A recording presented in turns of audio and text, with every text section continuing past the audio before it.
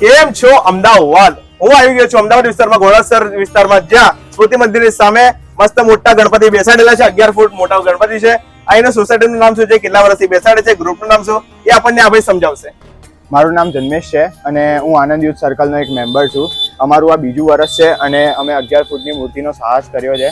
તમને વિનંતી છે કે તમે બી ભગવાનના દર્શન કરવા આવો. તો એક્ઝેક્ટ સ્મૃતિ મંદિર છે, એના સામે જ આપણો પંડાલ છે. ગણપતિ બાપ્પા મોરયા. તો સરસ સમજાવ્યું આ ભાઈએ. 11 ફૂટ મોટી ગણપતિ બાપ્પાની મૂર્તિ છે. બીજું વર્ષ ચાલુ છે. તમારે પણ હજુ 10 દિવસ બાકી છે. આજે ગણેશ ચતુર્થીના પહેલા જ દિવસે હું આવ્યો છું દર્શન કરવા, તમને વિડીયો બતાવવા માટે.